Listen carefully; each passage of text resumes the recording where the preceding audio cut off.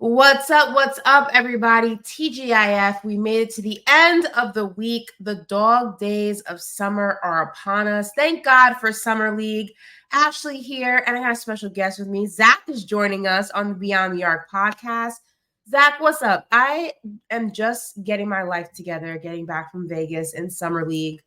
I don't know. Do you go out west often? Do you travel to the West Coast often? I actually just last weekend was in California. I was in the Bay Area, Sonoma, Okay. some San Francisco, Larkspur. Literally just last weekend. It's different out there. It's a I different don't world. know. I don't know about you, but for me, going out west, readjusting to being on the East Coast, and it's hard. I don't know how people do the whole bi-coastal thing. It took me 3 days to get back on my body clock. It's insane. The adjustment's hard, the readjustment's even harder. This is why I don't go out west often. Every time I go, I'm reminded why I don't venture that way. Very hard. You just got to fight through it. I think the only hard part for me is just that flight back, because we left Cali at maybe 10 a.m. and then didn't get home until midnight. It's yeah. What? The day is gone. I had to take the next day off of work. What happened? The flight going from East Coast to West is cool because you gain 3 hours. The flight coming back sucks because you lose, and it's you're flying the whole day. I feel you fly at 10 something. You don't land until 6. The whole day's gone. It's the worst. It's the absolute worst. I agree. Listen, today on the show, we're going to have some fun. We're going to answer the question of Team USA 1992 versus 2024. And we're going to tell you which NBA team won the offseason. But first, we're going to talk Summer League. Bronny James has been the topic of conversation ever since he declared for the draft. I feel ever since he declared for USC when he left Sierra Canyon. But ever since he was born. Ever since he was born. Let's go ahead and just start there. Ever since he was born. Listen, but is he possibly turning it around? Now, he was the 55th pick in the 2024 draft. A lot of conversations about nepotism when he got drafted to go to the Los Angeles Lakers, where his dad, you may know him, he goes by the name of LeBron James. He also plays there.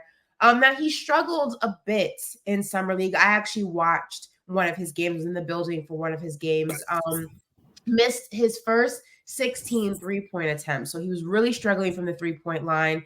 Now, the Lakers did end up getting their first 2 wins of Summer League in the last 2 games. So shout out to the Lakers. Bronny had 12 points versus the Rockets and 13 versus the Cavs. He averaged a little under 4.5 points per game on 22.6% shooting prior to the 2 wins. Listen, we all saw the video of Jaylen Brown on, the sidelines, mouthing, allegedly saying that he doesn't think that LeBron is a pro. Yeah, I'm not a lip reading expert, so I'm going to say allegedly. Right. That he doesn't think that Bronny is a pro. What do you make of Bronny mania? That's what we're going to call this, Bronny mania. I'm with it. I think that because number one, LeBron's my GOAT. So I'm a big LeBron fan, to get that out the way and just start from there. So I've wanted this moment for a long time of hoping that can LeBron last and make it until Bronny gets to the league, and thinking okay, if they're not gonna get rid of the rule where you have to go to college or you have to sit out and you can't make the jump straight from high school, can LeBron make it? So he did. So that's number one, that I'm just so happy to see that LeBron's still at that level. Number two, I think all the nepotism talk is just so exhausting and boring and old and not even well thought out, because if you think about it for real, there's nepotism everywhere. We all know someone who's got something from nepotism, and there's no problem from that. We live in a world where it's about who you know, not what you know. So if you know somebody that can get you in a spot and you're some halfway decent enough to be able to get there, then props to you for being born into it. It doesn't matter. You're there. And I think that I hope that he can be good enough to at least have a career. I hope we don't have a situation where his career looks like the first 2 games of Summer League did in Vegas. Right. But I think if we're patient and we do think about, this is a 2nd-round pick. Most times 2nd-round picks don't even make the team in the league. So this is a guy the expectations are way too high. Let's take our time, and I think he'll eventually figure it out. Yeah, I agree with a bunch of the points that you had. For me, I was on Network maybe a few weeks ago when we were talking about Bronny. I kind of gave this whole little mini speech about look, I don't have an issue with nepotism. I think that nepotism, like you said, exists in so many aspects of the world, specifically in our industry, specifically in Fortune 500 companies. It's how the biggest families in business remain the biggest families in business because they give family members jobs. You think of, the Whartons, who are the Walmart heirs, and you think of, the Ford family, and you think of the Rockefellers. I mean, the list goes on and on. So I don't have an issue with LeBron, that is, using a system that has been in place for decades, putting himself in the position to reap the benefits of that, and allowing his son to then go reap the benefits of all his hard work. And making sure that maybe he was able to cut a couple corners, or maybe he was able to make sure that he went where he wanted his son to go. I think the only thing where nepotism gets a little sticky is when you're put into that position because of who whether by relation or just a relationship platonically or whatever the case may be, and you can't show and prove that you belong there. I think that's when it starts to get a little sticky. But to your point, we don't know that about Bronny yet. And I also don't think that there should be these high expectations on the 55th draft pick. I mean, I don't remember in recent memory us having these high expectations for a 55th draft pick ever before. It's because his last name is James. It's because his father's LeBron James. It's because everyone has an issue with how he got into the league, whatever the case may be. But I mean, if we're going to talk about expectations, there are top draft picks in Summer League right now. The kid who got drafted from France, I'm drawing a blank on his name. Alex Sarr, yes. Can't hit a bucket to save his life. He looks terrible, and he's a top draft pick. I mean, why are we not having that conversation? Why is it so focused on Bronny, who went 55th? Alex Sarr was 0 for 15 in a game. He was the second pick in the draft. That's a conversation we should be having. Yeah, I think that it's just so exhausting because there are still today so many people who hate LeBron. So by proxy, they're not going to be rocking with Bronny as soon as he gets into the league. And it's not even like he's a bad player. He was good enough to be able to go to USC. And it's no shots fired here, but it's not like he was Marcus Jordan who had to go to UCF. Like, this is a kid in Bronny who has some basketball acumen and can decently play the game. And who knows, if he never had the heart condition, could have been looking at a much better freshman year than what we saw. So it's not like someone that was horrible without any type of upside getting drafted. Maybe if he didn't have the name, he might not get drafted. He'd be picked up as an undrafted free agent, but it's not someone who is Marcus Jordan who then got drafted in the second round to go play for the NBA team because of his dad being MJ. Also, we haven't perfected cloning, right? Last time I checked, we haven't perfected cloning. We're not out cloning people. LeBron James and Bronny James are two separate people. I understand that DNA is a very real thing. I'm not combating science here. And there are musical families, and that trait is passed through generations and things like that. But that doesn't mean that Mariah Carey's daughter is going to be the second coming of Mariah Carey. She may be musically inclined. It doesn't mean the same level as Mariah. So this ideology that because he's LeBron James' son, he is supposed to be a carbon copy of LeBron James is crazy. He has half his mother's DNA. He has half her family's DNA. There are other things into the mix. They're not the exact same person. They're not going to be the exact same player. This expectation that he was supposed to go ahead and be any ounce of LeBron, I feel like is so mind-boggling to me, because when have we ever seen that? When have we ever seen a father-son duo, whether they played at the same time or they played in different eras, be exactly the same? Even Dell and Steph Curry aren't the same player. Steph Curry's a better player than Dell Curry was. It happens. You know what I mean? I don't understand how you have this weird expectation that it's LeBron, and I understand he's one of the greatest players we have ever seen. I don't understand with all of the examples that we have. You use the Jordans, for example. Michael Jordan is the GOAT, and his sons rather, are not good basketball players. It happens. It's just crazy to me, this weird expectation on Bronny because of who his dad is. It's insane.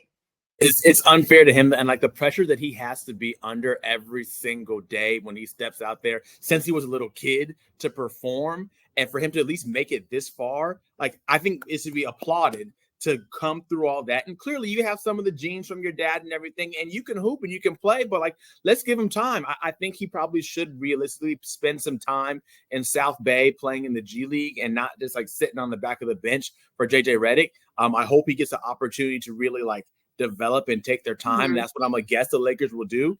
And I think like we can revisit this in 3 years and see like, okay, where's Bronny at now? Well, listen, let's talk about that quickly before we go to break. I mean, there were a lot of questions, about what the Lakers were going to do with Bronny, right? They gave him a guaranteed contract, which we've really only seen done once, I believe, and that was last year with a player from the Warriors that went that deep into the draft, rather. So there are a lot of expectations on Bronny because now of not only how he got to the Lakers, not only because of who his dad is, but because he does have a guaranteed deal, which again is not unheard of, but it's very, very rare for someone who went 55th in the draft. Should he, because of that, be implemented somewhat into the Lakers rotation, whether it's in garbage time, whether it's just late with that second unit? Or is the G League something that makes more sense to him? And is the G League even something that's, let's just say, even remotely a possibility with seeing how hands-on LeBron has been, at least as it appears to be behind the scenes with Bronny and his development? I think like from a roster building standpoint of any team, you would want someone who's on a guaranteed deal to be able to contribute in meaningful ways. So yeah, like that part makes it a little bit tough. And that maybe is the biggest example of the nepotism at hand. Or maybe that's just like great agent work from Rich Paul and all them to be able to Which get is still a level this of type of deal. Exactly, which is still a little bit of nepotism. But that's good for you, Bronny. You got a bag, you're guaranteed you're going to get paid. I think what's probably best for him, though, is to spend some time in the G League. Mm-hmm. And when they feel like he's ready, because if he gets in games right now, they need to win. So if you can't if you can't guard somebody up and you're still undersized and you don't have the right techniques of how you're going to play defense, if you're not hitting corner threes and providing spacing and timely shot making, then yeah, you need to go work on your game a little bit in the G League, and that's fine. But because he's making that money, like Lakers, you decided to do that, so you've got to deal with the smoke that might come with having a guaranteed roster over in the G League for some time. But that's what they decided to do, so they got to rock with it.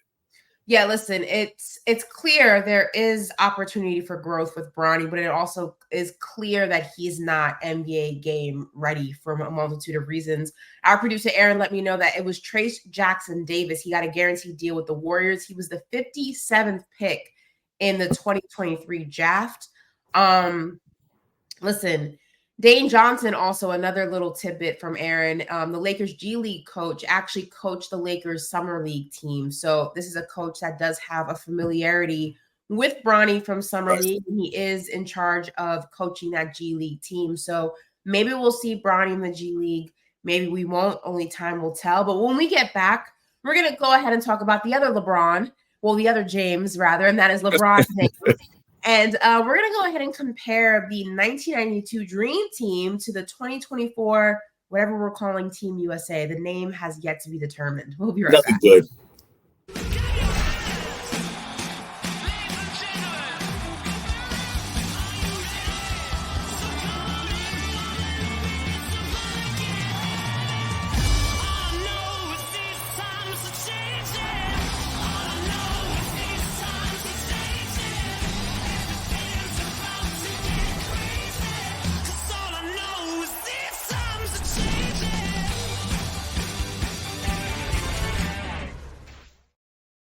Welcome back, everybody. Ashley here, Zach here, and the Olympics are upon us. It seems like we've been talking about this for months, and now the time has finally come. 2 more showcases for Team USA before Olympic pool play starts. 3-0 so far. They had some close calls, specifically against Australia, I believe, and Canada was close at one point. They kind of ran away with it.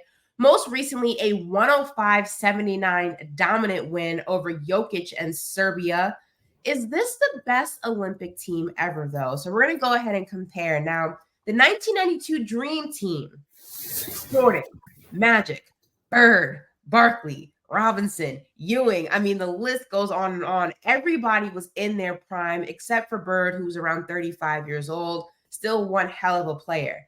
Now, 2024 Team USA, we got Steph, LeBron, KD, Embiid, AD, Booker, Drew, Kawhi, who was replaced by Derek White for reasons that we all know at this point, Anthony Edwards. Now, the interesting thing about this team, though, is a little bit split, right? We see an older crowd with this Team USA, Bron, Steph, KD, Embiid, we would say is on the older end of the spectrum towards the end of their career, not so much the beginning.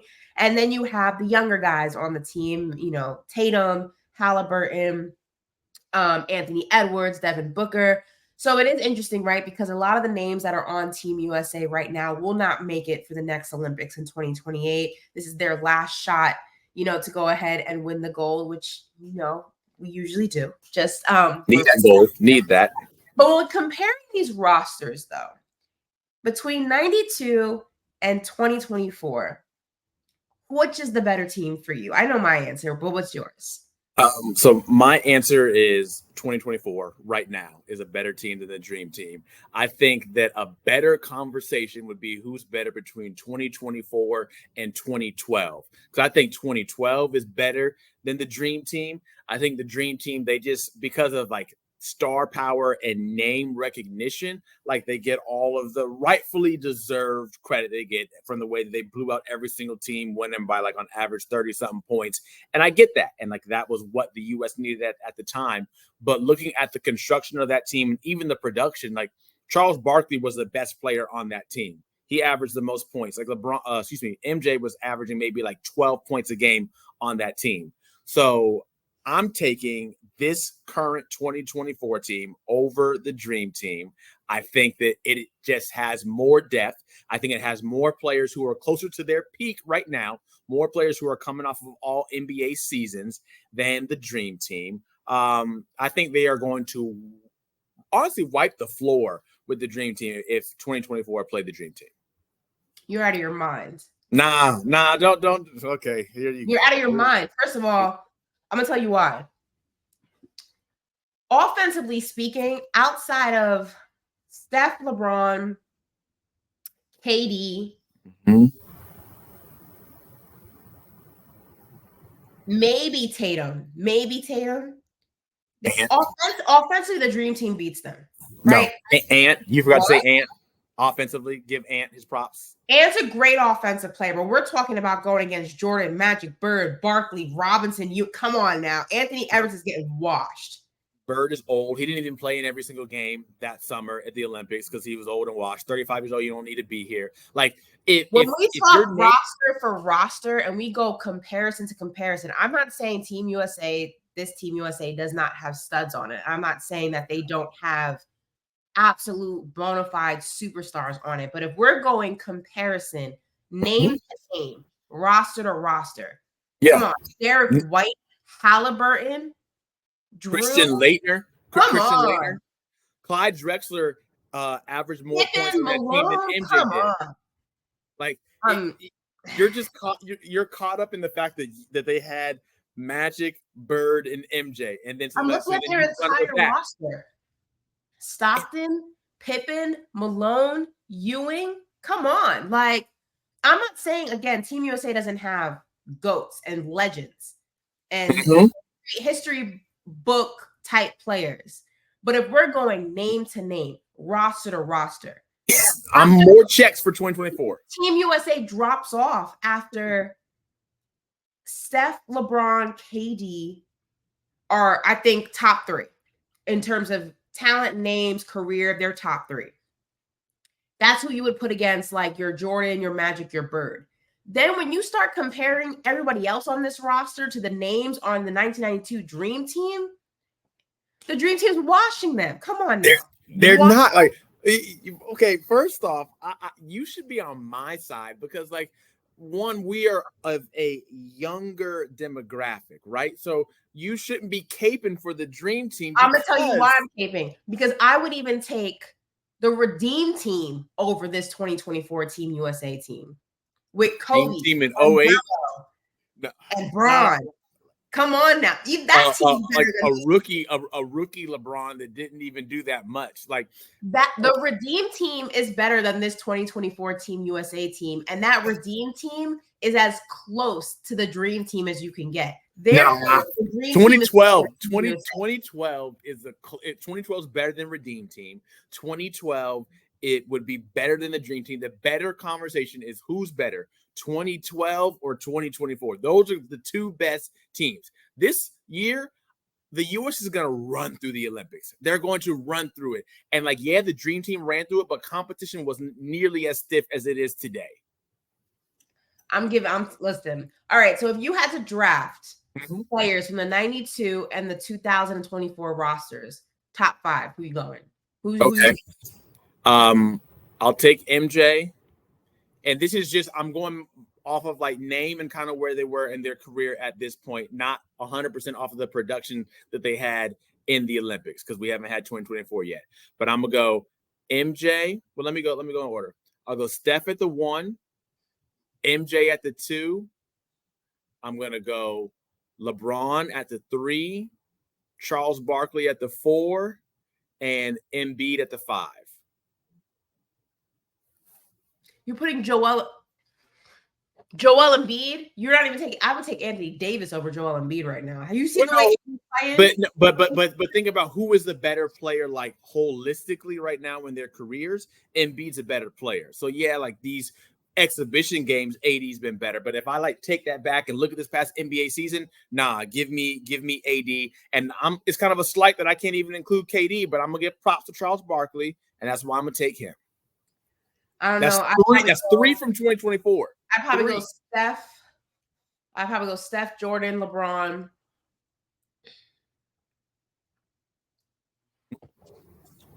I go Steph, Jordan, LeBron, Barkley, probably Robinson. Nah, you lie. You're not taking no David Robinson. David Robinson was the real deal. Yeah, he was. But you're not taking. You just trying to be like over Embiid. For sure, I'm taking him over Embiid.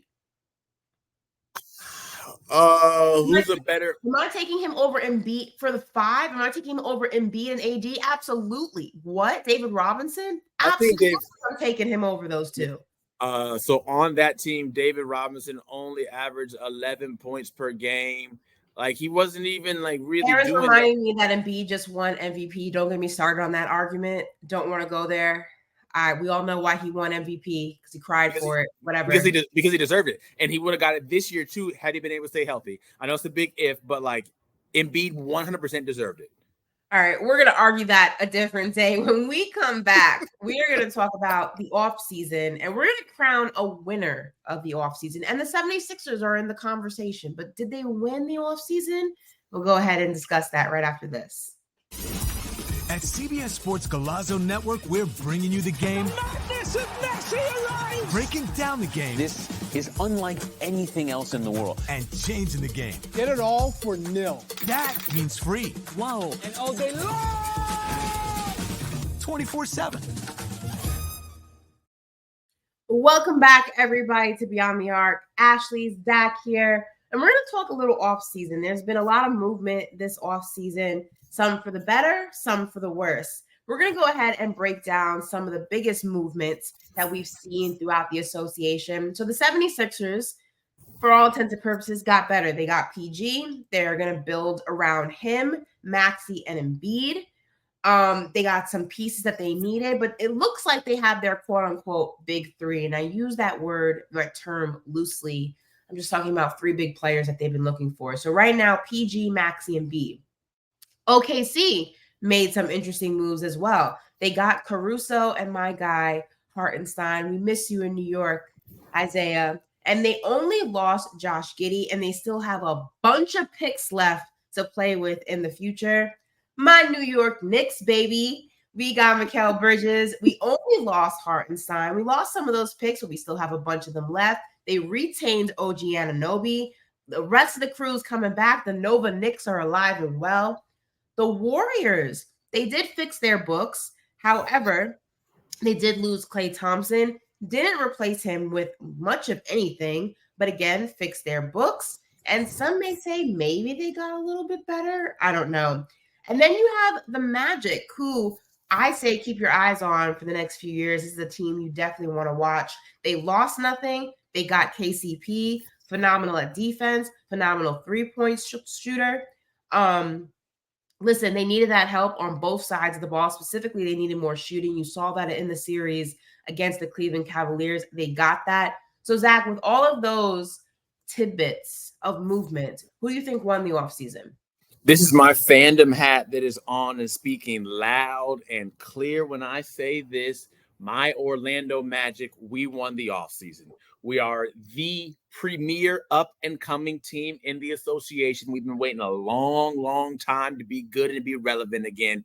We have a guy who will be a top 5, if not top 3 player in the league in 3 years, and Paolo Banchero. We just locked up Franz Wagner. He got the bag. He got a max deal. So if you just take number one, the improvement that we're going to see year to year from Wagner, from Paolo Banchero, and Jalen Suggs, that's a core 3 who are young and about to be great. And then you add in KCP and you sub in KCP to run the 2, and you still bring back Gary Harris. You got a guy who will play defense to still keep that identity going, knock down shots.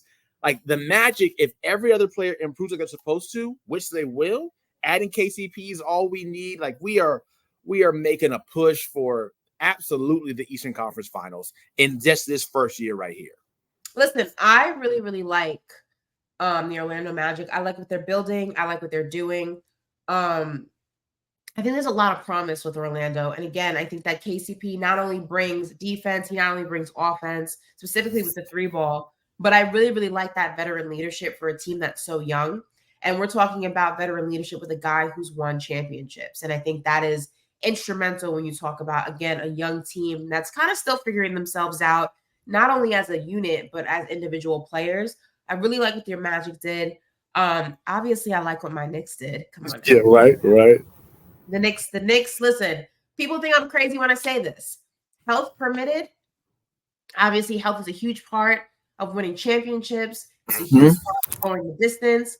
Health permitted. The Knicks are the Boston Celtics' biggest competition when it comes to the Eastern Conference Finals. They can give them the hardest time. They can push them the deepest in that series if it were to go ahead and be the 2 of them. Again, health permitted. I believe they are their biggest competition when you talk about the Eastern Conference. It's not Milwaukee. It's not Philly. It's not Cleveland. It's not Miami. It's the New York Knicks. And if health permitted, it's going to be the New York Knicks for many years to come. So I'm curious then, if everyone's healthy, who do you got in the series between the Knicks and the Celtics? It's obviously the Knicks. Don't ask me silly questions. Nah, like take off the fan hat a little bit. I mean, because I like what the Knicks have done. Like I'm gonna be honest, I do think it's really good, but I think you can't just immediately gloss over the Sixers, because if